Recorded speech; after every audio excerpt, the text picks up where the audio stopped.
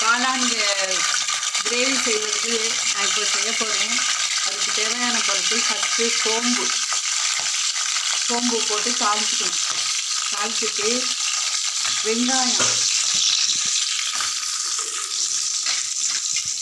வெங்காயம் ஒரு 150 வெங்காயம் போட்டு நல்லா வதக்கிக்கணும்.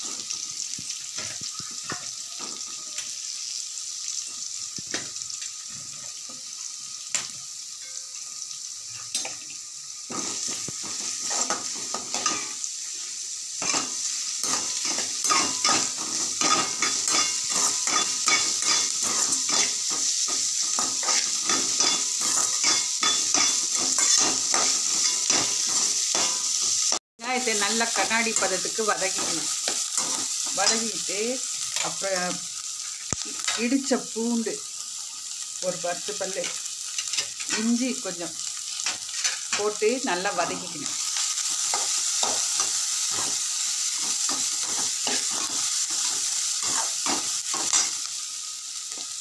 வதக்கிட்டு மஞ்சத்தூள் போட்டு நல்லா அதையும் வதக்கிட்டு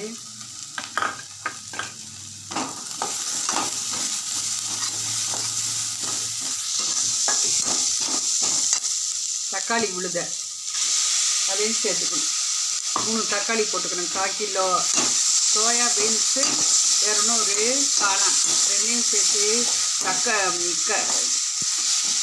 கறி சுவையில் சூப்பரான கிரேவி ரெடி செஞ்சுட்டு இருக்கேன். அதையும் பாருங்கள். தக்காளி சுவையில் இந்த கறி குழம்பு மாதிரி செய்கிறேன். இதை பாருங்கள். இப்போ நல்லா தக்காளியை வதக்கிட்டு மிளகாத்தூள் 2 ஸ்பூன், குழம்புக்கு தேவையான இது வந்து சாம்பார் பொடி,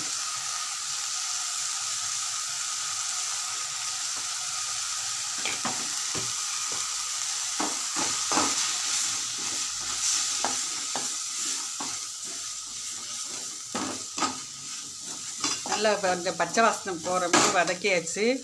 இப்போ வந்து தேங்காய் 1/2 மூடி தேங்காய் அதையும் போட்டு நல்லா வதக்கிட்டு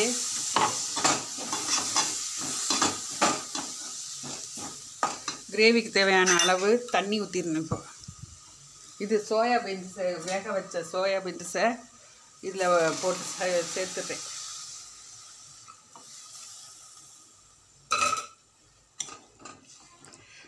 சோயா பீன்ஸ் உடம்புக்கு ரொம்ப நல்லது. இதில் ப்ரோட்டீன் அதிகமாக இருக்குது. குழந்தைகளுக்கு பாடி பில்டுக்காக சோயா பீன்ஸ் அடிக்கடி உணவில் சேர்த்துக்கணும். வயசானவங்களும் ரொம்ப நல்லது. அதில் நிறைய சத்துக்கள் இருக்கிறனால இப்போ வந்து இதை நல்லா போட்டுட்டு இப்போ தண்ணி ஊற்றி கொஞ்சம் கொதிக்கணும். கொதித்த பிறகு காளான் போடணும்.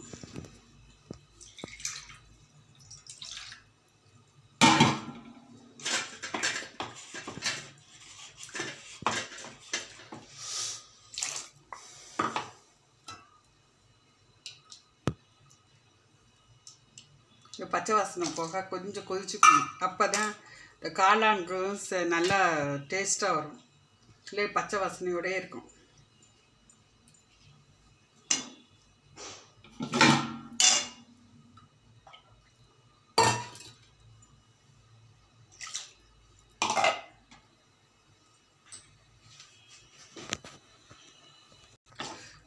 அதனால் கொஞ்சம் கொதி வரட்டும். கொதி வந்தோடனே இந்த காளான் பாதி காளானா நறுக்கி வச்சுருக்கேன், அதையும் சேர்த்துடுறேன்.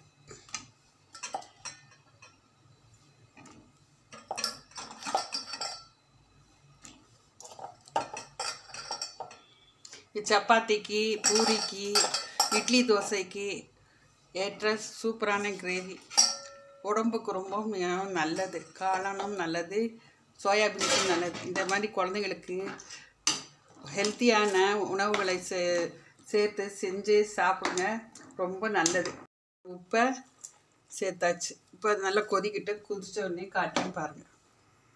அருமையாக இந்த சோயா பீன்ஸ் காளான் கிரேவி ரெடி.